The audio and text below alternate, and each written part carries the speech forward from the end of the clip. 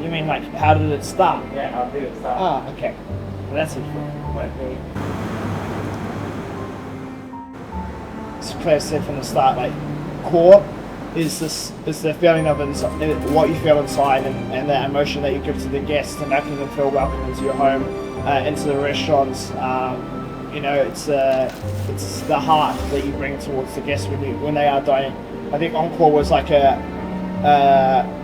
beautiful sister restaurant to Core in London. It was very, you know, it's the yin and the yang in a way. Encore opened on 18th of November in 2021. The original date for opening was actually in June, but of course we were in COVID at the time then, and we were running full steam ahead, thinking we were going to open in June. We didn't have any of the staff trained properly, we didn't have all the plates, we didn't have all the ingredients ready, but we were like, yeah, we're going to open. And then all of a sudden COVID happened and we went into another lockdown, and it was a blessing in disguise. It allowed us to get the restaurant organised, it allowed us to get the restaurant set, do more training with the team, just build a stronger team. So that when we did open the restaurant, we were able to hit the ground running a lot quicker. And I think that was really essential considering the fact that it was just me that had come out here. It gave me a bit more like one-on-one time with everybody to really give them the time and the knowledge that they needed to be able to get the restaurant off the ground.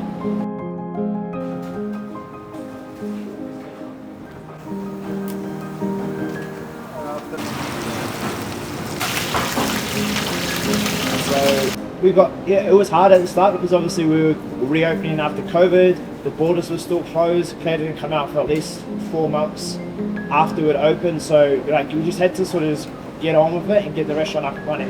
I mean, it was nice as well for guests to be able to come in, especially off the back of COVID, and be able to have this beautiful, amazing restaurant that they could now go and dine out at. People were just happy to be around other people again, and to create memories again with each other. I think, you know, it's nice to dine out again.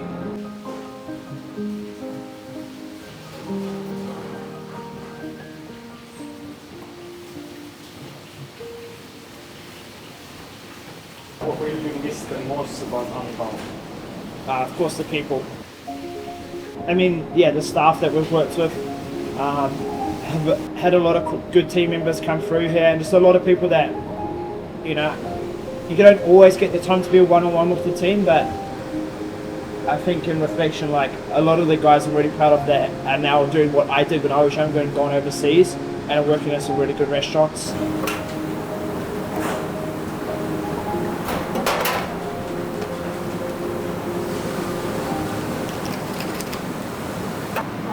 Let's go on the floor. Hey. Get kitchen clean. Hey, benches clean.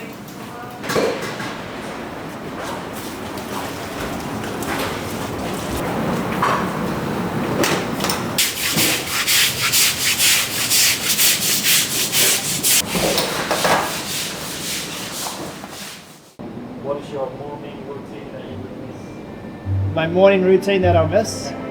My morning routine that I miss is coming around in the morning and just saying good morning to everybody. I think it's always been important. I used to say to the team, we always bump in or we always bump out. Like, especially when you're working with two teams and a lot of people, you know, there's between 30 to 40 chefs in the kitchen. You've got around about 30 people on the floor. The restaurant is open from 5 a.m. in the morning until midnight. It's not possible for you to just be there every single hour.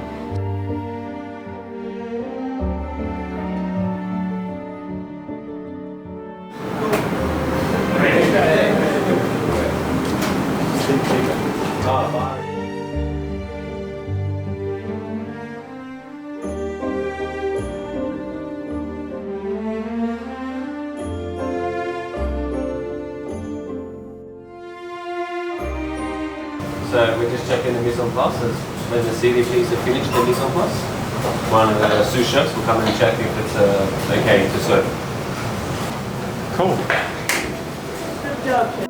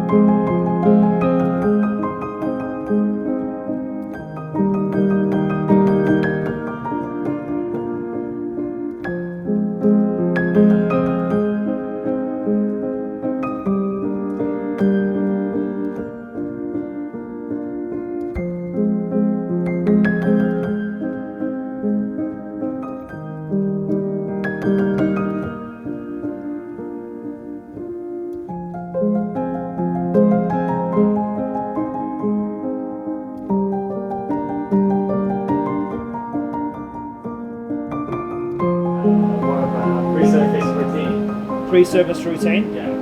It's really good, so let's have another one and let's have a service. Waiting.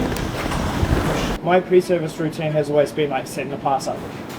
I know in London that normally like the person on the gun machine would set it up, but I was always very particular about setting the pass up. I always found that the pass was my section and that I needed to be responsible for my section. It was almost like, you know, my temple in a sense. Welcome, are you?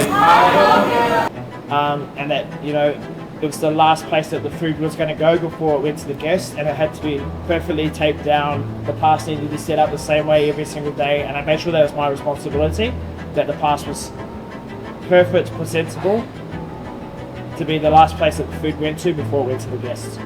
So that was always like my little pre-service routine. I mean, we've always had, like, the pass has always been set exactly the same way as what it is in London. There's always 3 pencils on the pass, the same way it was at Restaurant Gordon Ramsay as well. I know it's a little bit of a superstition thing, but we always had to make sure that there's 3 pencils on the pass, and those 3 pencils never go missing. What happened if it missed? It's like, I know, it was always like, it was superstition. You just don't lose the 3 pencils. They have to be there. If you lose the 3 pencils, you freak out a little bit. They have to be there.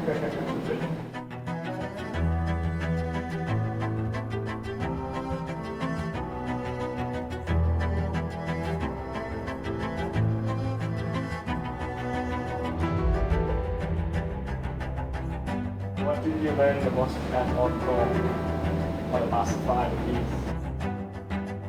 Personally, learned to be a bit more like, just not realize things are, to learn to manage problems a little bit better. You know, when I was first started, you know, I think maybe I felt there was a lot of weight on my shoulders to begin with, especially just me coming out and having to get everything up and running, and the expectation from the guests as well as the media and everyone else it's a lot when you're I first came out here, and it's a lot to take on your shoulders.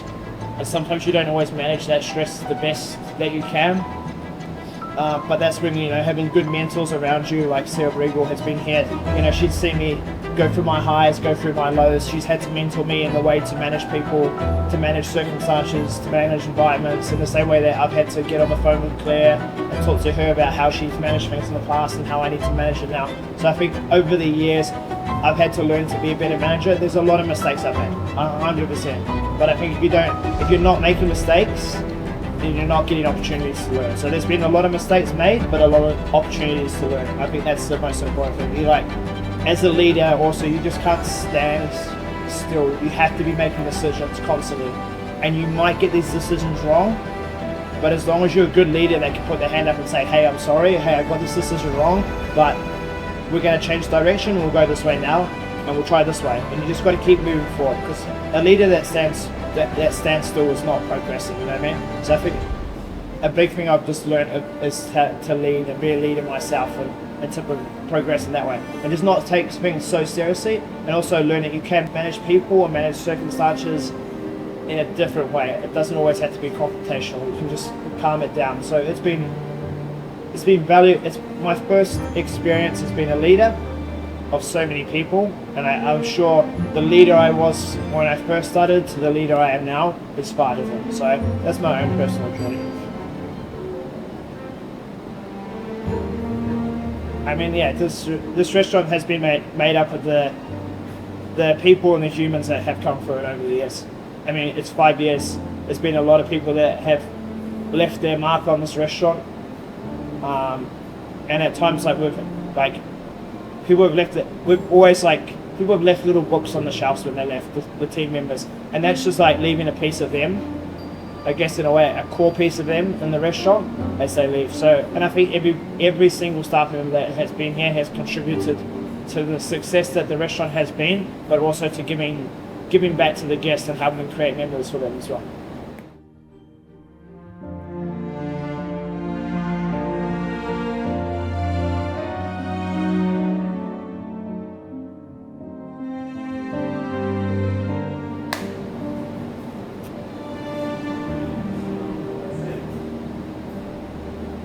Last one, done.